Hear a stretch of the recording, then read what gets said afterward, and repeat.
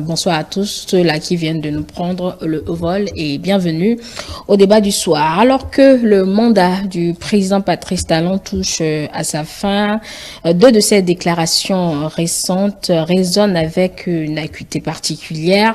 La première prononcée à la fin du défilé marquant le 65e anniversaire de l'indépendance, où il a confié avoir donné le meilleur de lui-même, un sentiment du devoir accompli qui interroge sur l'héritage de ses mandats. La seconde, tout aussi significative, est son appel à la classe politique pour dépasser les clichés mouvances contre opposition et à se donner la main pour construire ensemble la nation Bénin. Cet appel intervient alors qu'il déplore clivages politiques qui sont pour lui un frein au développement. Patrice Talon a même suggéré de mettre de côté les questions idéologiques pendant 10 à 15 ans, tout en laissant l'ouverture à la critique. Ces deux déclarations sont-elles liées? La classe politique est-elle prête à suivre l'appel pour décrypter le fond et les implications de ces expressions, de ces déclarations? Nous accueillons nos invités. Mohamed Diamidi, vous êtes spécialiste en communication digitale et éditoriale. Bonsoir. Bonsoir Angèle, bonsoir au plateau, bonsoir aux téléspectateurs. Vous allez parler un peu plus fort. Serge Defodji, vous êtes analyste politique. Bonsoir. Bonsoir madame la journaliste, bonsoir chers téléspectateurs. Avec le temps, Angèle Touvla, c'est plus simple. Et Roméo Aïssegbe, qui fait son entrée, vous allez le voir dans quelques minutes. Mesdames et messieurs, il est analyste politique, mais nous démarrons. Et si vous voulez déjà, chers invités, démarrons par j'ai donné le meilleur de moi-même. Je suis allé au bout de mes efforts, de mon imagination, de ma réflexion, de tout ce que je possède comme potentiel. Alors, Mohamed Yamidi, la première question, elle est pour vous. D'un point de vue purement politique, comment, de votre position, vous interprétez ou vous comprenez cette déclaration de Patrice Talon? Est-ce une satisfaction personnelle ou un bilan final de manière à préparer ou orienter son successeur? Vous savez, je pense que le président de la République, M. Patrice Talon, est l'une des personnes, pour l'avoir vu à l'œuvre depuis bientôt 10 ans, a rarement s'autosatisfaire. C'est-à-dire qu'il a montré à plusieurs reprises dans les choix qui ont été faits et dans les choix qu'il a eu à faire à la tête de la République que l'excellence prime en toute chose. Et donc, en prenant possession, de mon point de vue, du bureau de la présidence, c'est-à-dire de son bureau à la Marina, de ce bureau-là où celui qui a été élu, le bureau dans lequel il doit siéger et prendre les décisions tous les matins, en prenant possession de ce bureau, je pense que il s'est dit qu'il doit donner le meilleur de lui-même, comme il a promis aux Béninois pendant la campagne. Et qu'est-ce que nous avons vu pendant 10 ans? Je pense qu'il n'est pas exagéré de le dire. Il n'est pas exagéré de remarquer que depuis le premier instant de ces bientôt 10 années, le président de la République, le président Patrice Talon, a tâché dans la responsabilité attaché à la responsabilité qui est la sienne et dans la fonction à lui confier, à prendre des décisions qui étaient importantes, faire en sorte que tout ce qu'il a eu à faire durant ces 10 dernières années soit exclusivement au service des Béninois. Prendre des décisions, même quand elles étaient difficiles à prendre, le président de la République prenait quand même ces décisions-là. Et donc, quand on a eu à faire ça pendant 10 années, je pense qu'il n'est pas exagéré de dire qu'il a donné le meilleur de lui-même, qu'il est allé au bout de ses efforts pour pouvoir satisfaire aux besoins des Béninois. Quoique, tout n'a pas été bien fait, mais l'essentiel, c'est qu'on peut dire que les bases ont été posées pour que la suite, comme l'a dit le président lui-même, que le meilleur puisse arriver. Roméo Aïssegbe, bonsoir. Bonsoir, Madame Angèle. Merci d'être là. Pensez-vous que Patrice Talon a effectivement donné le meilleur de lui-même? Oui, je dirais sans doute oui, parce que nous avons quelqu'un qui est franc dans son langage et c'est une fois de plus quelqu'un qui s'est exprimé dans ce sens où il n'a pas caché qu'il vous souvienne à maintes reprises que le politicien qu'il était, donc intéressé à la fonction de la présidence en faisant campagne, lorsqu'il est rentré dans les fonctions, la réalité du terrain, les difficultés qu'il a dû surmonter, d'autres difficilement surmontables, c'est un langage franc que moi je renote à ce niveau-là, quelqu'un qui arrive sensiblement vers la fin, mais qui se retrouve dans une certaine posture, n'est-ce pas, d'un citoyen honnête, d'un individu, d'un humain qui a ses limites et qui s'est retrouvé heurté à beaucoup de choses, ayant la fierté d'avoir accompli d'autres et ayant la conscience que d'autres restent à faire et constitutionnellement n'ayant plus la possibilité de poursuivre. Aussi, comme lui-même l'a dit, l'âge qu'il vieillit et donc il reconnaît les limites avec lesquelles il a donné le meilleur de lui-même. Alors, c'est aussi quelqu'un qui n'a pas la prétention de montrer que avec lui tout est parfait. Mais quand il dit j'ai le sentiment d'avoir donné le meilleur de moi-même. Voilà, c'est là que je veux arriver. Le deal avec les Béninois, c'est qu'à la fin du mandat, on puisse dire qu'il a fait le job. Là, c'est lui qui semble dire qu'il fait le job ou qu'il a fait le job. Oui, le job dont il est question, qui vous souviennent, au premier mandat, il a laissé entendre qu'il voudrait faire des réformes. En fait, le job qu'il est satisfait d'avoir accompli, c'est le nouveau paradigme qu'il a donné au pays d'abord sur le plan politique. Et vous et moi, nous constatons, et nous sommes à 10 mois de la fin de son mandat, mais nous n'avons pas vu les scènes politiques auxquelles nous étions déjà habitués. Sur ce plan, il a réussi à mettre les Béninois au travail. Et l'autre chose, c'est que du point de vue infrastructure, ce qui est factuel, ce qu'il a pu accomplir avec les moyens dont dispose l'État, c'est quelqu'un qui s'est rendu compte, en réalité, que de A à B, il a pu déplacer les pions. Et maintenant, il n'est pas sourd non plus. Il a vu que, du point de vue de la gestion de la ressource humaine, des personnes ne se retrouvant pas dans l'orientation qu'il a donnée à notre pays, il comprend qu'il reste à faire. Et pour tout ce que nous savons, bon, c'est pas pour le dédouaner, Dieu a créé les hommes, il a tout fait pour mettre les hommes dans les conditions. Et Dieu sait, si vous voulez écouter la prière des uns et des autres, combien ils se plaignent chaque jour de ce que les conditions qu'il nous a données ne nous satisfait pas. Et c'est pas un président de la République qui tente de satisfaire les besoins humains qui va se frotter les mains en disant que lui, il a pu faire ce que Dieu n'a pas fait depuis que le monde est monde.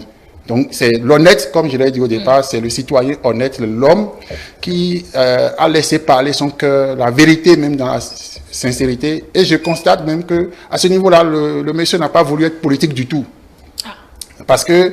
pour vous, c'est... Non, il n'a pas voulu être politique du tout. Il n'y a pas bon, je ne vais pas dire du populisme dedans, en tout cas. Non, il n'y a pas de populisme. Et d'ailleurs, vous savez, c'est quelqu'un qui avait déjà dit que les Béninois n'ont qu'à garder leurs sentiments dans le sens politique pour lui, pour la fin. Vous comprenez? Donc, on tend sensiblement vers la fin. Il ne va pas pour autant empêcher d'autres qui veulent le porter en triomphe ici et maintenant de le faire. Mais pour lui, là où il a amené, les aveugles peuvent voir, les sourds peuvent entendre. Et donc, ce n'est plus quelqu'un qui devrait commencer à lister tout ce qu'il a fait. Il sait que celui qui a vécu dans le pays les 10 dernières années sait que les choses ont bougé. Vous voyez, donc c'est factuel. Mais il trouve que tant qu'il reste à faire, c'est que c'est fait à moitié. Et il reconnaît ça. Donc c'est quelqu'un, dans ce sens, moi, à sa place, je trouve que c'est le plus honnête possible. pour quelqu'un qui a envie que son système continue. Vous connaissez, les politiciens auraient dû faire les chapelets des réalisations qui touchent à l'œil et tout ça là, mais il a laissé un langage franc et sincère. Et je l'apprécie dans ce sens-là. C'est une communication ou réel sentiment de devoir accompli pour vous? Alors, pour moi, quand on évoque le nom Patrice Talon, ça résonne et ça parle de conviction. Qui dit conviction veut parler d'une vision.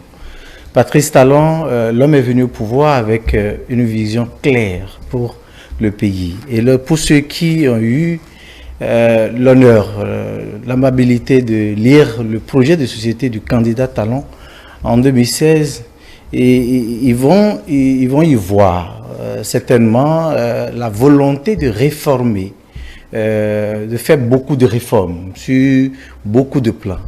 Ils vont y voir la volonté de changer l'image de notre pays à l'international. Ils vont y voir une volonté manifeste d'un citoyen accompli dans les affaires, mais qui a envie d'apporter quelque chose à son pays. Quand on évoque le nom Patrice Talon, ça résonne et ça appelle aussi la rigueur. Parce que l'autre chose est d'avoir de la vision, mais une autre chose serait d'avoir la rigueur nécessaire qui accompagne la bonne volonté, la vision, pour qu'elle puisse s'accomplir.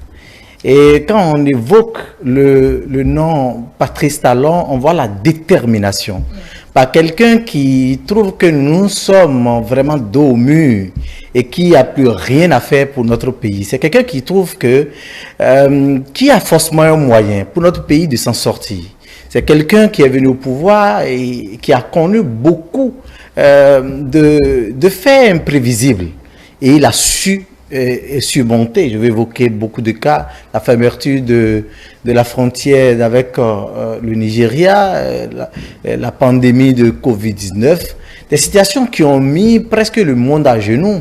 Mais notre petit pays qui n'a pas de ressources a su quand même se tenir debout. Lorsque on a un homme et avec autant de vision, avec autant de rigueur, avec autant de détermination, et que vous voyez là où vous avez quitté et là où vous êtes arrivé, vous pouvez avoir le sentiment d'être fier. Et sauf à être de mauvaise foi, reconnaissons-le, Patrice Talon aujourd'hui a fait du nom Bénin un nom respectable, un nom respecté par tous et sur tous les plans.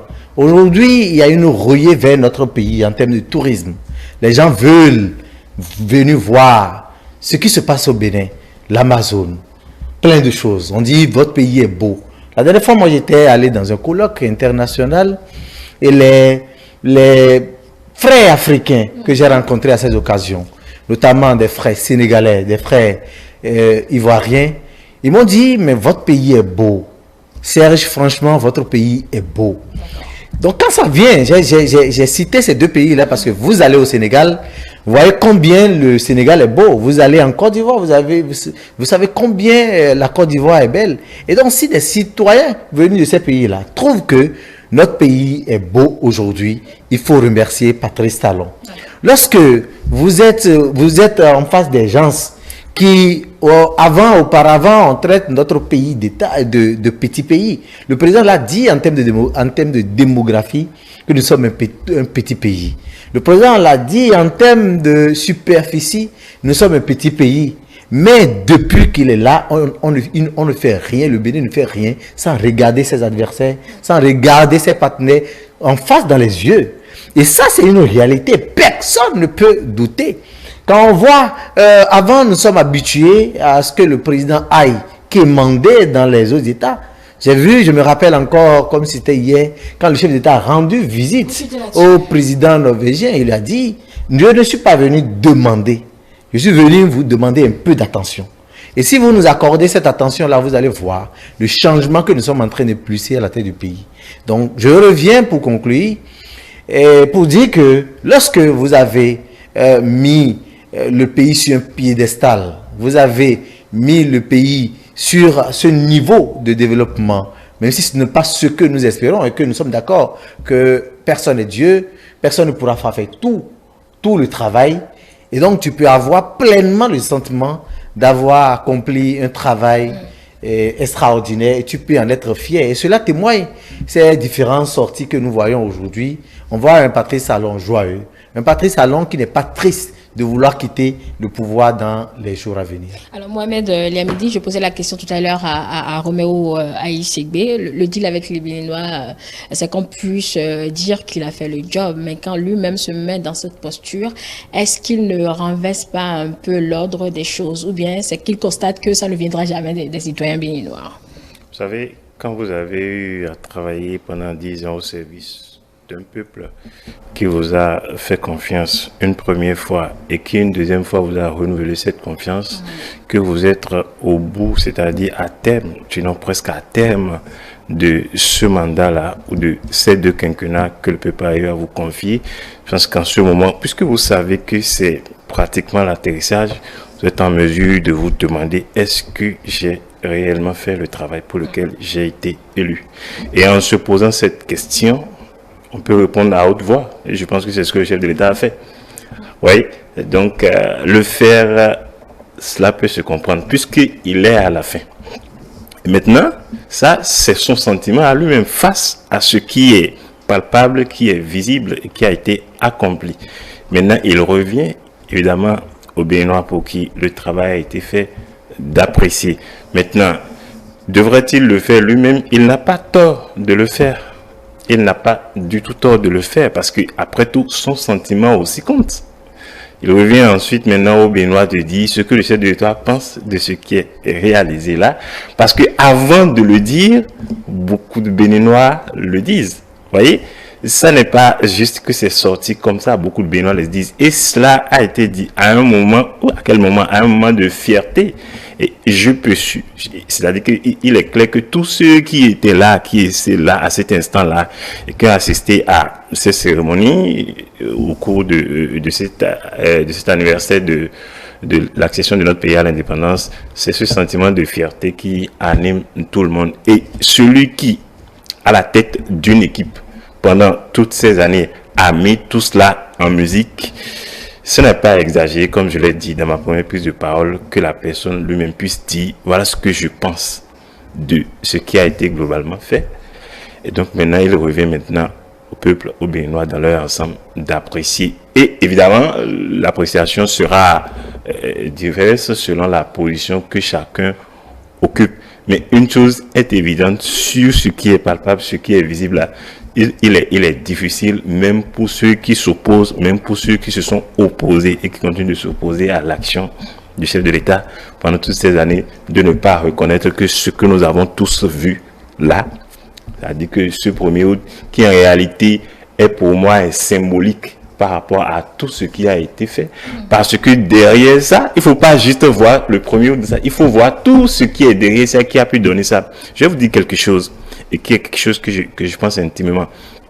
Dire que les cérémonies, dépôt de gève, ensuite le défilé va commencer à telle heure que ça commence dans un pays comme le nôtre, je vous assure, il y a 10 ans, je ne cherche même pas à vous convaincre de cela, c'était pas possible.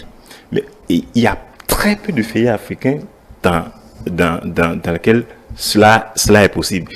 Arriver déjà à faire ça, c'est qu'on a travaillé. On s'est donné beaucoup de rigueur pour pouvoir arriver à cela. Et rien que ça, dans tout ce qu'on a à faire, ça veut dire qu'il y a du sérieux dans ce qui est fait. Et dans tout ce qu'on a à faire, quand il y a du sérieux, on peut espérer atteindre un résultat. Et le résultat, nous sommes en train de voir. Justement, parlons des appréciations. Vos prédécesseurs tout à l'heure ont évoqué les éléments réalisés, en tout cas de leur angle de lecture, évidemment.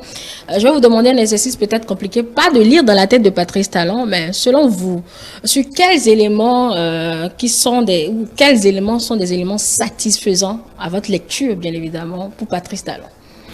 Au-delà de ce que je viens de dire, vous savez, le chef de l'État, dès qu'il a été élu avec sagacité, cet employé a traduit en action concrète et ce qui, avant lui, avant son avènement au pouvoir, était à la limite, et vous serez d'accord avec moi, qualifié de promesse électorale.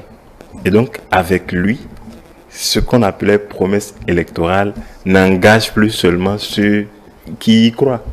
Parce que c'est ce qui était dit, quelqu'un l'a bien dit ici. Désormais, les promesses, ces promesses-là électorales engagent bien évidemment celui qui les a faites. Et il s'est employé à traduire ces promesses-là en action concrète. C'est-à-dire ce qui était faisable dans le temps dans lequel il fallait le faire pour que cela soit bien fait. Ça a pris le temps que ça a pris.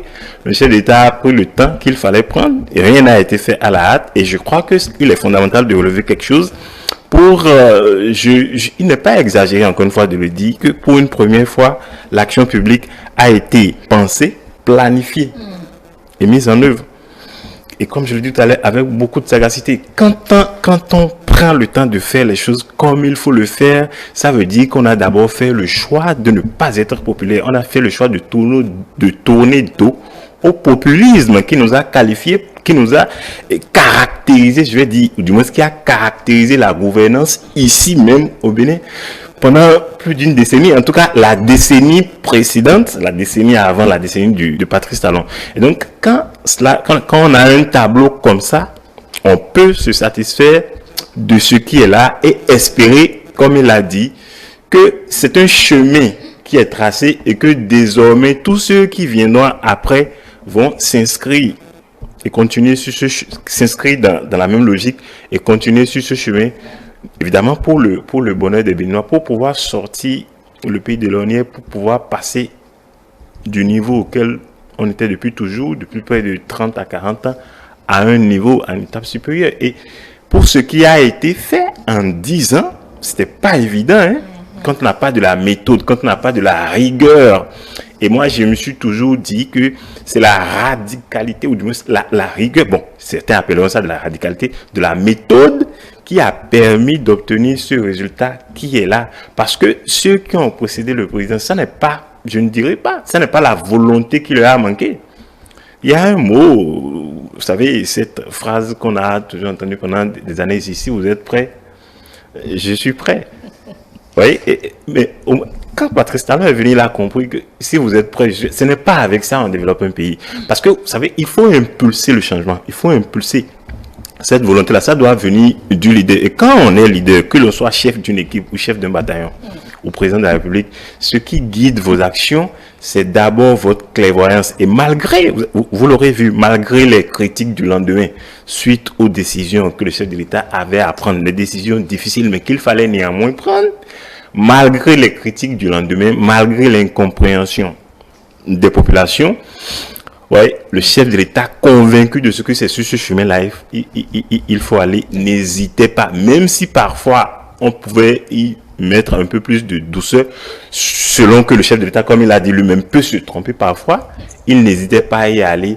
Et finalement, au bout de ces 10 années, nous sommes en train de constater que c'est bien le chemin qu'il fallait emprunter parce que les résultats sont là. Et je le répète encore une fois, tout n'a pas été bien fait. Et il le reconnaît lui-même. C'est pour cela qu'il a dit ce qu'il a eu à dire, c'est-à-dire que pour toutes les fois il a eu à se tromper, il demande aux Béninois de bien vouloir le pardonner parce que aucune œuvre humaine n'est parfaite. La perfection ne sera jamais de ce monde. Et justement, quand on considère cet élément que les Béninois me pardonnent pour mes insuffisances, s'il le dit comme ça, cela nuance quand même son sentiment d'avoir donné le meilleur de moi-même. Il y a encore de lui qu'on n'a pas. Sèche de folie. Je pose la question comme ça. Il y a peut-être encore de lui dont on n'a pas encore vraiment bénéficié si on doit lui pardonner ses insuffisances. Encore qu'il est humain, on peut tout faire des erreurs.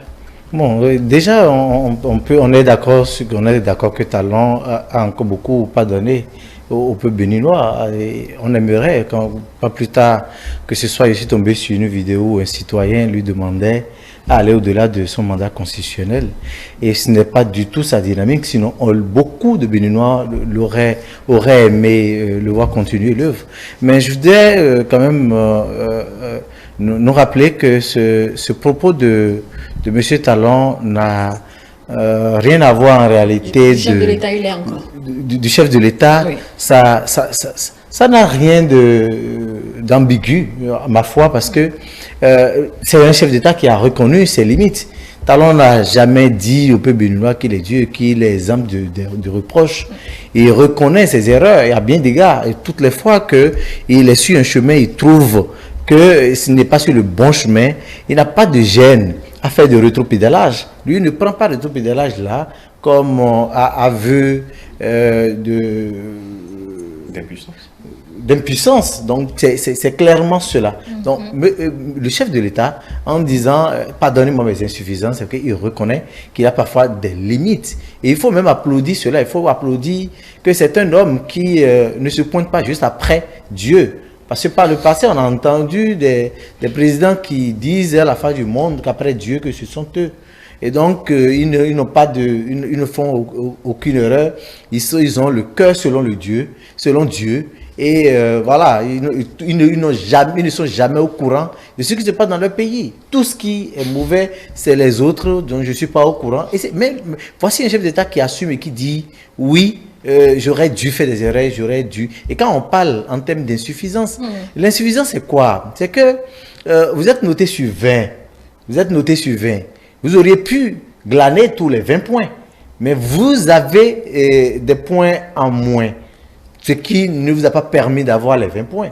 C'est une insuffisance. C'est de cela il est question. Mais cela n'amène pas à faire échouer, par exemple, un élève qui est allé à un examen parce qu'il a dû de moyenne et il n'a pas 20.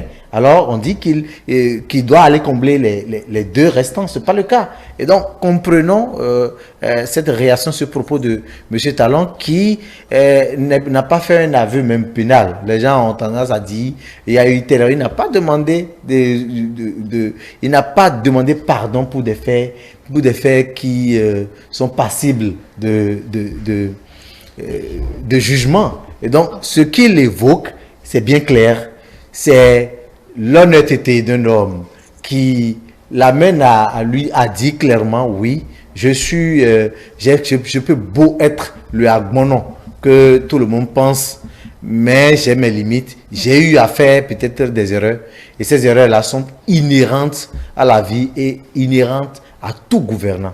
Comment vous comprenez, Romain Waïsekbe, ce pardon pour les insuffisances que le chef de l'État demande? Moi, ma question, est-ce que cette autre déclaration ne vient pas un peu nuancer le sentiment d'avoir donné le meilleur de lui-même? C'est ça, moi, ma question. Mais vous pouvez interpréter également ou donner le sens que vous avez à cette autre déclaration du chef de l'État. Merci beaucoup, Madame Angèle. En fait, votre question me rappelle une affirmation du chef de l'État. Je vous jure qu'en 5 ans, nous allons faire le job. Je vous promets qu'en 5 ans, nous allons faire le job. Et je me souviens sensiblement, ces mots sont sortis à Paris, à l'Élysée, en présence du président Hollande. Et quelqu'un qui avait dit de toute sa conviction et qui a entrepris, entre-temps, de faire un aéroport à Golo-Djibé, dans lequel on a mis une forte pression sur les populations. Un sacrifice de plus, quand bien même c'était dans le respect des tests existants, c'était un domaine appartenant à l'État que l'État a dû récupérer et qui n'a pas fini par construire cet aéroport au soir de son mandat. Et un moment, vous convenez avec moi que si c'était à Golo-Djibé qu'on a fait ce défilé et que c'est en présence de ceux qui avaient subi un peu ces déplacements que le chef de l'État voudrait tenir ses propos, vous comprendrez que c'est en présence des personnes qui ont été directement impactées et qui espéraient au bout de ces 10 ans que l'aéroport pousse. Mais voilà que dans la sincérité, l'homme a dû l'exprimer en face à la jeunesse béninoise qu'on a dû réorienter autrement le budget prévu pour ça, parce que quand bien même il y tenait coûte que coûte à le faire, de discussion en discussion, il s'est rendu compte que ça, pour l'instant, n'était pas urgent. Donc vous convenez avec moi qu'on a dû casser des œufs, mais l'omelette n'est pas venue. Et dans la peau du chef de l'État, il s'adresse à tous les citoyens. Et j'ai cité ce cas nommément, et il y a d'autres cas. Et ce n'est que celui qui ne fait rien, qui ne piétine pas. Alors, même la jeunesse que nous constituons sur ce plateau ici, en 10 ans, notre pays a connu une certaine évolution que nos nos frères de l'extérieur, je veux dire nos amis des autres pays, félicitent. Mais nous ne l'avons pas senti sur nous-mêmes, véritablement. Nous avons été en quelque sorte spectateurs pour dire pour les quelques violents, on s'est mis dans la danse, mais on n'a pas tiré profit. Puisque la limite, elle est là, la formation professionnelle. Si vous imaginez si ce n'est que les enfants qui avaient eu BPC en 2017 qu'on avait mis dans ces écoles-là, en 2025, on aurait déjà des professionnels qualifiés et les industries, l'État peut même subventionner des industries parce qu'on a la main d'œuvre, on a la matière, on a ce qu'on veut. Mais il n'a pas fait, c'est une frustration à lui. Et tous ceux qui espéraient le chef de l'État sur ces chantiers, qui ne l'ont pas vu, malgré tout ce qu'il a pu faire humainement parlant et ensemble avec son équipe, c'est normal que dans son humilité, qu'il reconnaisse que tout le monde n'a pas tiré son épingle de jeu. Vous savez, il y a eu aussi des déguerpissements, même si c'est pour faire des choses qui honorent le pays. Et on a eu pas mal de choses. Et moi, je trouve que c'est un langage franc et sincère. Et pour une fois encore, la vie politique, comme il a dit pour s'en sortir, en fait, le Bénin est remis dans une moule, de sorte que plus personne ne pourra bouger parce que l'attente est forte, l'attente est là. Et quand lui-même déjà annonce les couleurs et il ne veut pas faire applaudir rien que des réalisations et qu'il montre qu'il reste à faire, ça veut dire que si passation de charge a lieu le dernier dimanche du mois de mai, mais l'urgence par où il faut commencer pour satisfaire l'attente est là. Et pour ça, lui demande pardon de ne pouvoir le faire maintenant. Et c'est une responsabilité pour ceux qui aspirent venir le faire, de commencer par réfléchir. Même celui qui aspire diriger ce pays dans 20 ans, doit commencer par réfléchir à comment faire pour trouver une solution ici et maintenant à ces couacs que Patrice Talon n'a pas voulu camoufler dans un bilan globalement positif. Donc, je comprends aisément que le chef de l'État, ce jour d'effervescence où il pouvait se laisser aller par la joie qu'il emportait, le bain de foule, tout ça là, qu'il ait encore son esprit présent et qu'il puisse affirmer avec autant de sincérité un langage allant sensiblement dans le sens négatif où on le croyait toujours mordicus. C'est des tests de vérité, à mon avis, pour comprendre que là, c'est un état des lieux qui est bien accouché. Je reste avec vous, puisque vous avez évoqué une question d'orientation peut-être ou les chantiers urgents pour son successeur. Et avec vous, John, lundi dernier, entre autres héritages que le chef de l'État voudrait laisser, c'est de pouvoir convaincre les Béninois pour qu'ils travaillent ensemble. Et nous enchaînons, vous l'avez compris, avec le second sujet, c'est dans la même dynamique. La dichotomie simple et souvent conflictuelle, mouvance présidentielle face à l'opposition est un frein pour le développement, pour la lecture de Patrice Talon. Et pour y remédier, le chef de l'État a lancé un appel, travaillons ensemble, invitant à dépasser ces clivages traditionnels pour l'intérêt supérieur de la nation, puisqu'après lui, il a dit que le développement est possible et il faut donc prendre par le bon bout. Moi, je vais vous poser la question, pour que vous l'avez écouté directement. Le président suggère de mettre les questions d'idéologie de côté pendant quelques années. Est-ce un objectif réaliste?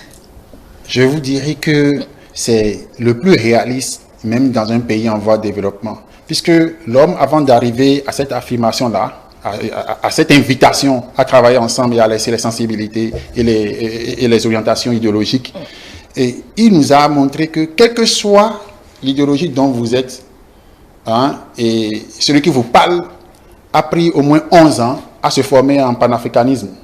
Moi, il n'y a pas celui-là qui peut me convaincre que ce n'est pas le chemin du développement de l'Afrique. Fédérer les efforts.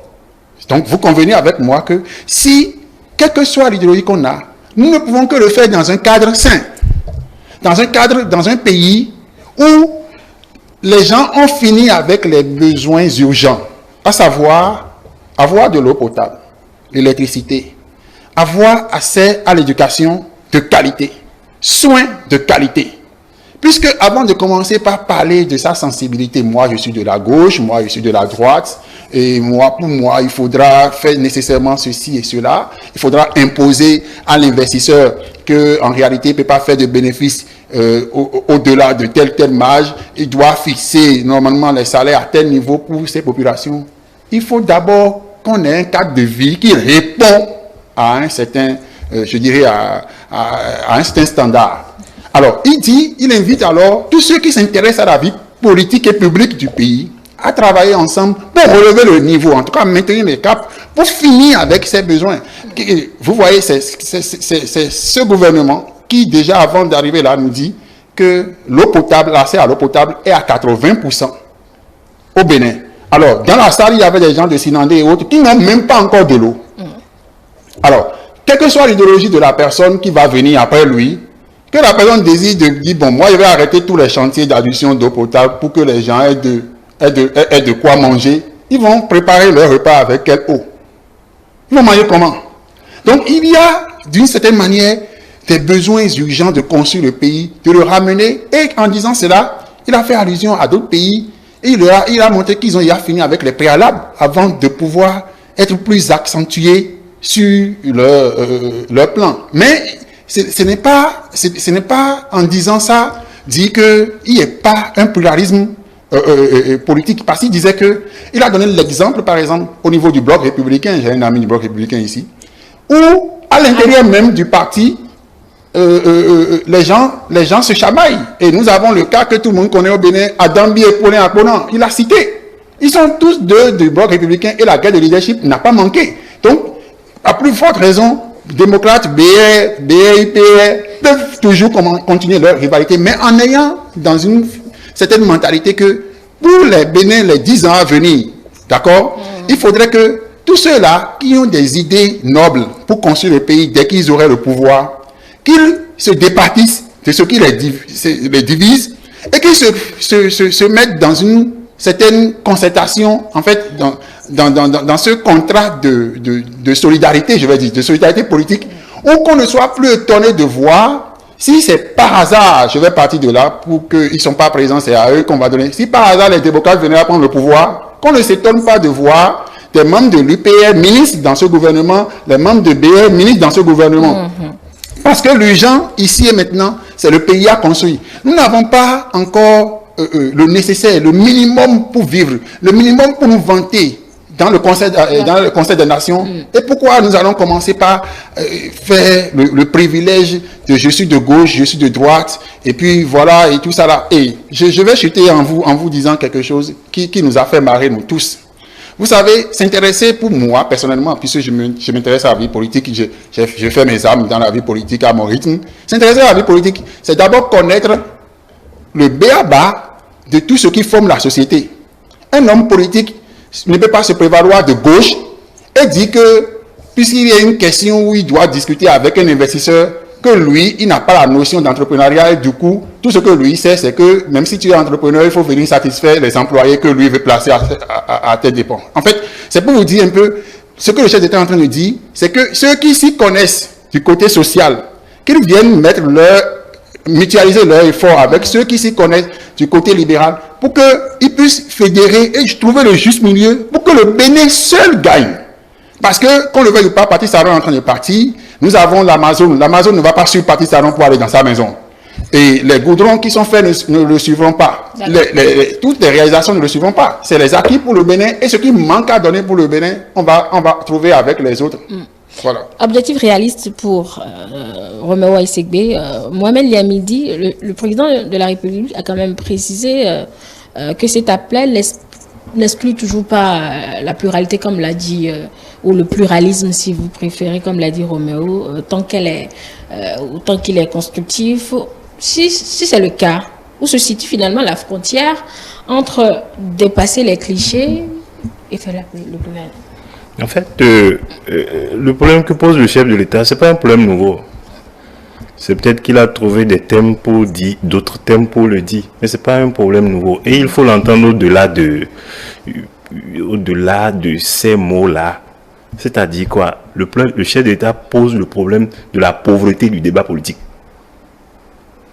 C'est comme ça, vous voulez. Le débat est pauvre. Si le débat n'est pas pauvre, UPR, BR, LD, Puisque le chef de l'État a dit que tout ça, c'est la même chose. Ça veut dire quoi?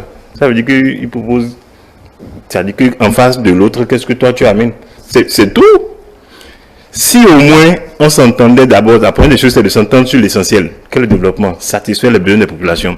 Et donc, pour régler le problème d'énergie, le problème de notre école, pour que l'école soit ce qu'elle doit être pour former des citoyens capables, la jeunesse capable de prendre la relève, dans l'eau, l'électricité, ainsi de suite. C'est-à-dire que l'insertion professionnelle des jeunes, la formation, qu'est-ce que chacun de nous propose? D'accord? Et c'est donc en fonction de ça maintenant qu'on peut envisager ensuite. Si, autant que nous pensons à cela, et que on pense, comme on le dit là, que c'est dans l'unité, ou bien c'est en se mettant ensemble qu'il faut y arriver. Là, maintenant, ça pose ensuite la question de la cohabitation. Et ça existe en politique, c'est pas nouveau. Les hommes de droite, de gauche, dans un même gouvernement, ça n'est pas nouveau. C'est une question d'approche. L'approche sécuritaire de droite peut-elle être plus efficace que l'approche sécuritaire de gauche, mais qu'ensemble, qu'on cohabite dans le même gouvernement. Si le débat n'est plus pauvre et que les idées émergent de part et d'autre, que vous soyez de droite, de gauche et du centre, parce que ça existe aussi en politique. Donc, on converge ensemble maintenant, les idées convergent pour pouvoir trouver satisfaction aux besoins des populations. Et là maintenant viendra, comme je le disais ensuite, la question de la cohabitation. Donc pour moi, ce que le chef de l'État dit, si je le ramène à une compréhension terre à terre, ça n'est pas impossible. Mais seulement déjà, comme je le dis, il faut s'entendre d'abord sur l'essentiel et dépasser, c'est-à-dire tourner droit à la chamaille. Puisque c'est la chamaille politique qui empêche de se concentrer sur l'essentiel. On l'a fait pendant 35 ans. Pensez-vous que la classe politique, elle est prête à suivre cet appel-là? C'est justement là que se pose le problème. Et ça pose le problème du fonctionnement des partis politiques. Puisque nous en avons. Bon, il y a encore, je dirais, un peu plus de 5 ans, on pouvait se dire, ça dit que le problème de la question des partis, de l'ancrage des partis se posait encore. Même si on n'a pas fini de régler ça. Mais nous commençons là par avoir des partis d'envergure nationale. Parce qu'aujourd'hui, vous avez 3 partis au Parlement qui ont passé la barre des 10%. Et là, maintenant, on est en train de penser qu'il faut aller et on va le faire 20% dans chaque circonscription pour que le parti soit suffisamment ancré dans toutes les, comment je vais dire, suffisamment sur le territoire national. Quand on aura réussi ce maillage-là de ces grands partis-là, ensuite, maintenant, ou du moins ce qui doit accompagner cela, c'est les idées. C'est ce que chaque parti propose pour finalement régler les problèmes qui se posent quotidiennement aux populations et anticiper sur l'avenir, parce qu'aujourd'hui, il ne s'agit pas seulement de parler du présent, il faut aussi voir le futur de quoi il sera fait, parce que nous sommes dans un monde compétitif, et pour devenir une grande nation, c'est qu'il faut penser, il faut anticiper sur les faits de demain. Donc, voilà ce qu'il faut faire. Et c'est dans ces creusets-là que les hommes doivent réfléchir. Donc, ces partis-là ont produit des hommes capables de proposer des solutions concrètes pour résoudre des problèmes des populations. C'est-à-dire, je ne dis pas que c'est automatique, mais comment aujourd'hui, puisqu'on est en train de parler, le premier sujet, on avait dit que le chef de l'État, c'est-à-dire, j'ai donné le meilleur de moi-même. Oui. Comment avoir encore d'autres, comment je vais dire, béninois, qui pourront encore donner le meilleur d'eux-mêmes, pour ne pas dire produire d'autres talents, même si je sais que cela est pratiquement impossible, mais comment avoir d'autres béninois qui viendront encore donner le meilleur de moi-même, et de meilleur en meilleur, on parviendra à régler les problèmes des populations et, comme je le dis, anticiper pour le futur pour pouvoir faire grandir notre nation. C'est là l'ultime défi pour moi et c'est là l'ultime défi pour tous les partis politiques, tous ceux qui aspirent à prendre le pouvoir d'État et à l'exercer. Serge Defodi, la grosse interrogation quand même de ce second sujet, la classe politique béninoise est-elle prête à matérialiser cette exhortation du chef de l'État, parce qu'il a dit essayer de trouver les moyens pour dépasser ces clichés, clivages aux mouvances opposition. La classe politique, pensez-vous qu'elle est prête aujourd'hui? Après 35 ans de chamaille, oui, comme l'aurait dit Mohamed. Enfin, il faut dire que déjà, nous avons copié un modèle qu'on n'a jamais cherché à comprendre et à l'adapter à nos réalités. Mais ceux auprès de qui nous avons copié ce modèle-là, chez eux, on ne parle pas de l'opposition, on ne parle pas de la mouvance. Ils parlent de gauche et de droite, et c'est beaucoup plus acceptable que les clichés que nous avons imposés, constitutionnalisés. Chez nous, on appelle opposition et mouvance. Et opposition, c'est s'opposer à tout, sans chercher à voir s'il y a une part de vérité ou il y a quelque chose de bien dedans. S'opposer chez nous, au Bénin, c'est qu'on peut dire qu'on va voter une loi pour donner de l'eau à telle ville, et sans aucune raison valable, on rejette cela, parce que c'est notre rôle, ça. Donc, c'est notre compréhension de l'opposition jusque-là. Le chef de l'État, sévère, hein, le chef de l'État, non, mais c'est... Voyez-vous, ce n'est pas vraiment... c'est le scanner de ce qui se passe aujourd'hui à l'Assemblée nationale. Vous savez, il y a plein de choses hein, que l'opposition aurait pu accepter faire le débat là-dessus, mais elle ne l'a pas fait. Et après, elle vient se morfondre et crier encore... voilà, au voleur. Et c'est donc nous n'allons pas continuer l'analyse dans ce sens. Donc je reviens pour dire que c'est le scanner de l'opposition au Bénin, s'opposer à tout, où on ne voit pas, parfois on ne met même pas l'intérêt national en avant. Voyez-vous, en fait, la fête de l'indépendance, en fait, notre 65e anniversaire, et l'opposition décide par exemple de ne pas y prendre part. Pour quelle raison? Est-ce que c'est la fête de Patrice Talon? C'est la question qu'il faut savoir, et c'est ce à quoi le chef de l'État nous appelle. Il nous appelle à ce qu'on mette au centre de nos débats l'intérêt national, à ce qu'on mette au centre de nos débats le Bénin. Parce que quand il s'agit du Bénin, plus personne en réalité ne vaut en fait. C'est très important. Et voyez-vous, lorsque Robert Dossou s'était retrouvé à l'investiture de Patrice Talon en 2021, l'opposition qui croyait que Maître Robert Dossou était plus ou moins avec eux, avait trouvé un peu déplacé sa position. Mais allez écouter sa réponse. Maître disait qu'il n'était pas allé là-bas forcément pour porter caution à ce qui a été fait ou quoi que ce soit. Mais c'était la République qu'il avait fait appeler. Quand il s'agit de la République, il le faut. C'est ce à quoi le président Patrice Talon nous appelle. On voudrait qu'on soit dans un système partisan où il n'y a plus... Même on parle d'idéologie, il a été tellement éloquent sur la question, on parle d'idéologie. Les idéologies là aboutissent à quoi finalement? Et s'il y a une idéologie qui n'aboutisse pas à donner de l'eau, est-ce que c'est une idéologie? S'il y a une idéologie qui n'aboutisse pas à garantir un plateau sanitaire reluisant pour les citoyens, est-ce que c'est une idéologie? Si c'est une idéologie qui n'arrive pas à garantir une bonne éducation aux enfants, est-ce que c'est une idéologie?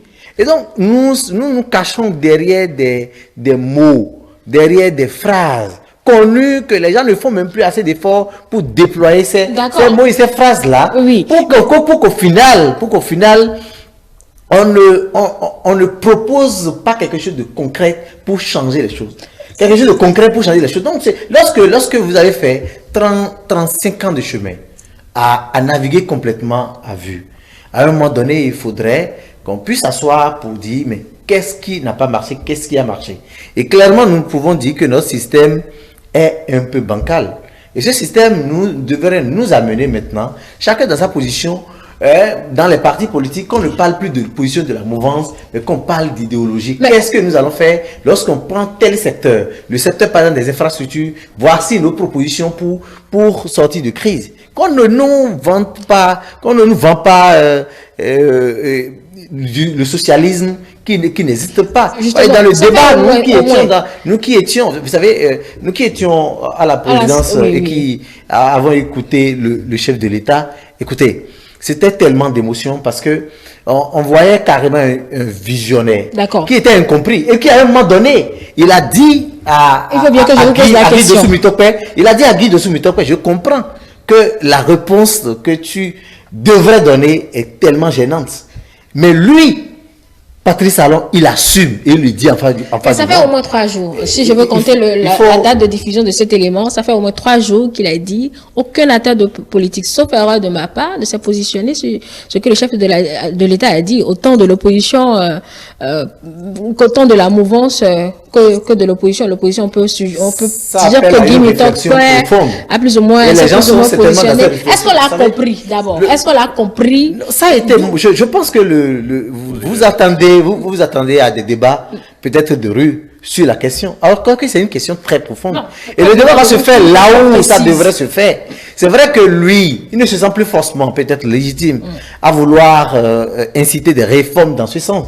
Parce que les gens vont lui prêter d'autres idées. Aujourd'hui, nous sommes heureux qu'on ne prête plus l'idée de ce qu'il veut rester au pouvoir, qu'il veut s'éterniser au pouvoir. C'était l'élément de langage utilisé par l'opposition. Aujourd'hui, on a dépassé cette réflexion, cette phrase-là.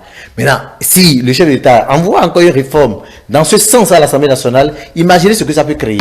Lui, il a proposé, quitte à ce que les acteurs politiques puissent s'en servir, surtout, je veux dire, les nouveaux acteurs à venir, parce que le Bénin s'apprête à renouveler carrément sa classe politique en 2026. Romain Aïssegbe, quand alors nous discuter de cette question essentielle que Patrice Talon a lancée en exhortant la classe politique? Je crois que l'urgence est plus que jamais à nos portes. Et il y a une petite scène à laquelle j'ai assisté ces 2 jours-là, qui m'a beaucoup interpellé, surtout en pensant à cette action que le chef de l'État a invité la classe politique à oser faire. Vous savez, dans cette rencontre célèbre que nous avons vécue il y a une semaine, il y a Thibault Ogou qui a plaidé en faveur des détenus entre griffes politiques. D'accord? Et après, j'ai vu dans une interview d'une des chaînes de la place, dont je ne vais pas nommer, M. Guy Mitop, qui a été pris par le journaliste, les 2 journalistes d'ailleurs, à lui demander, mais écoutez, vous êtes soustrait, vous vous plaignez, mais on a constaté que lors de la rencontre, l'un des vôtres a posé le problème de ceux qui sont dans le géol. La réponse de Guy Mitop montre que l'urgence est plus que jamais nécessaire de nous mettre ensemble. Parce que, pourquoi je dis ça? Je reviens rapidement sur la réponse du chef de l'État à Ogou pour vous montrer maintenant pourquoi l'urgence est là. Pour la première fois, la toute première fois, depuis que le président Patrice Talon est au pouvoir, quelqu'un lui a posé le problème des prisonniers et il a laissé apparaître ses émotions, ses sentiments. Au point où il a dit, je cite, « Celui qui pardonne, même celui qui pardonne, est guéri, anti-profit. » Or, c'est à lui qu'on demande de pardonner. Et qu'il me souvienne, il y a une personnalité ex-qualité président de la République qui lui a demandé, il lui a répondu que le pardon est un péché. Non, attendez, je reviens. Je suis en train de mettre les mots pour ceux qui... On va bien restituer, on va pas dire que le pardon est un péché. Non, excusez-moi, là où je vais, vous allez constater. C'est votre raccourci à vous. C'est pas pour accuser X ou Y. Non, je sais, mais alors, je vais dire que bien. Les propos de Thibault Ogou ont eu d'impact sur le père de la nation, le chef de l'État.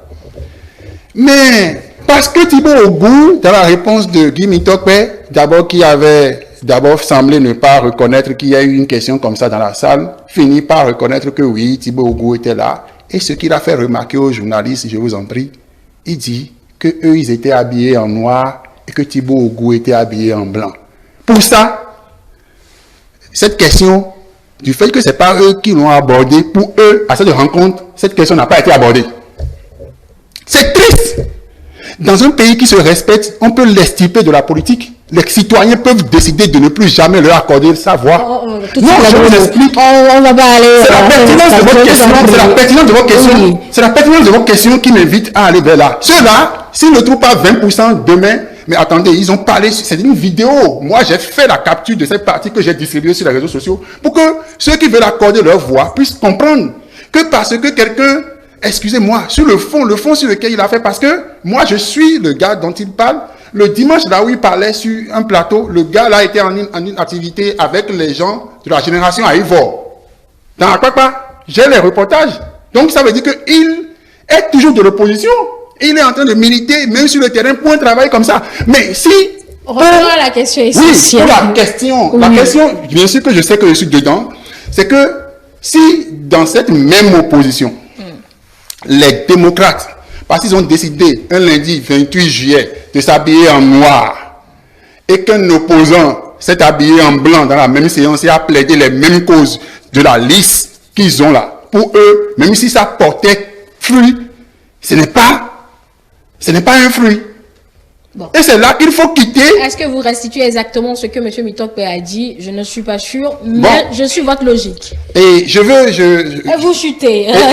Je veux nous convaincre de ce que si ça avait été dans l'autre sens des mouvanciers, j'aurais les mêmes sentiments en parlant. Je ne parle pas en prenant parti. Je suis en train de... Vous n'avez pas le pensu partisan sur ce plateau. Merci. Donc, c'est pour vous dire que, et d'ailleurs, là où on est, l'urgence du Bénin, l'urgence des Béninois, et d'ailleurs, les réformes qui sont allées, même si j'ai entendu tout à l'heure mon frère Defoli dire qu'il n'a pas le temps, l'autre aussi dit qu'il n'a pas le temps de mettre ces réformes. La réforme est déjà là. Du moment où on a mis l'intérêt du peuple au milieu, au centre même, qu'il faut que vous ayez l'adhésion d'au moins 20% par circonscription électorale avant de prétendre aller défendre les intérêts. Ça veut dire que vous connaissez suffisamment ce peuple. Ce peuple a confiance que vous pouvez défendre ses convictions, ses besoins urgents, avant que vous puissiez vous prétendre politique. Et le chef d'État dit, pour cette question-là, pour cette urgence qu'on a, mettons-nous ensemble. D'accord. Trouvons le mécanisme de faire l'abra-palabre, sous l'abra-palabre, et discutons. La preuve, à l'Assemblée nationale, en réalité, les débats politiques, c'est pas sur les sensibilités politiques que ça se fait. Parce que les lois finissent par être votées. Oui. Et même si l'opposition vote contre, l'opposition espère bénéficier, puisqu'il est citoyen, les militants de l'opposition sont citoyens du peuple, donc ils espèrent bénéficier aussi de ce que la loi votée finalement puisse profiter à tous les citoyens du pays. Donc c'est le moment plus que jamais que les 35 prochaines années, en fait, si on doit compter 100 ans d'indépendance de fête nationale et que nous n'avons pas mis derrière nous, en réalité, les besoins urgents, et le problème se pose et se posera toujours que nous soyons là en train de faire des débats sur des fonds alors que d'autres copissent parce qu'ils n'ont pas assez à l'eau, d'autres copissent parce qu'ils n'ont pas assez à l'école, alors parce qu'on n'a pas construit les infrastructures nécessaires pour qu'ils puissent accéder. D'autres sont là carrément parce qu'ils ne bénéficient d'aucune infrastructure. Dernière question. Oui. Mohamed Liamidi, je vous ai demandé tout à l'heure si la classe politique elle est prête pour matérialiser cette si je vous ai posé la question, vous n'avez pas donné, vous avez dit qu'il faut poser poser le sujet, donc mettre la question en débat. Et je vous demande maintenant, quand est-ce que nous allons en discuter concrètement? On finit là-dessus. C'est une question de savoir qu'est-ce que vous proposez. Tout ce qui est important, c'est de régler les problèmes des populations. Que vous soyez de gauche, de droite, du centre, quand on vous élit, c'est pour ça. Et il est normal que quelqu'un puisse avoir des insuffisances. Et quand vous avez des insuffisances, et que ceux qui sont en face, puisqu'ils aspirent aussi à être là pour régler les problèmes des populations. Et comme il ne faudra pas attendre éternellement, ou du moins nécessairement attendre son tour, dès que vous avez des propositions, déposez ça sur la table, quitte à ce que celui qui est là, ou qui a le pouvoir, puisse trouver une proposition intéressante et vous faire appel pour dire, venez, pour qu'on puisse rester ensemble pour pouvoir régler le problème des populations. Maintenant, dès lors que lui, il fait ce geste et que vous en face, vous ne jugez pas opportun d'y aller, il reviendra maintenant au peuple aussi et de juger. Pour moi, c'est aussi simple. Ça ne peut pas se passer par décret. Ça ne peut que venir par la volonté de toutes les parties, c'est-à-dire qu'ils soient quand je dis toutes les parties, je ne parle pas de partis politiques, c'est-à-dire que de tout le monde. Et donc, que vous soyez, quelles que soient vos sensibilités, c'est lorsque la volonté sera manifestée chez tout le monde qu'on pourra y aller. Voilà, tout simplement. Merci à chacun de vous, on a fini. On n'a plus le temps d'épiloguer là-dessus. Mohamed Liamidi, merci. Saïd Defodi, merci. Et enfin, Romeo Aïsegbe, merci. Mesdames et messieurs, merci surtout à vous de nous avoir suivis depuis le début de cette émission. Nous vous rappelons que toute production reste disponible sur nos plateformes numériques. Nos programmes se poursuivent. E-Télé avec vous, pour vous. Et à demain si Dieu le veut.